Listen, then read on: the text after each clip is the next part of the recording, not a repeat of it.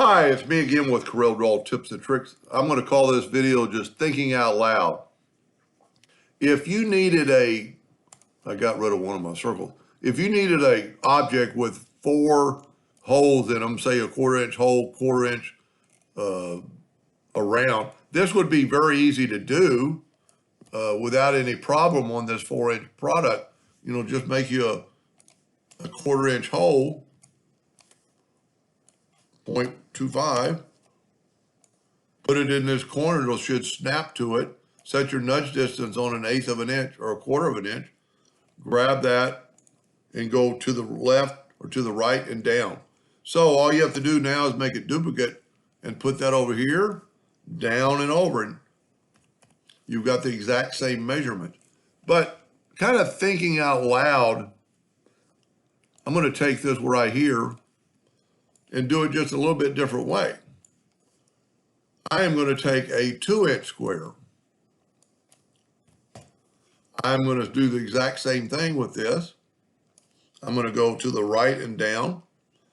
Now I'm going to Control D and get a duplicate. And while holding down the control button, mirror it over the way. Control D, mirror it down. Take your virtual segment delete key, and for sure this time you would use the Smart Fill tool to fill that in, and then that makes everything solid instead of having all these lines.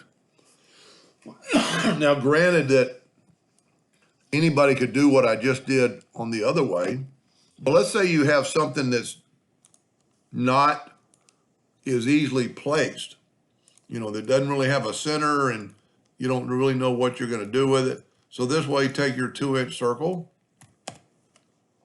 and then place that wherever you think it should go. And it would be hard to duplicate that 4 times.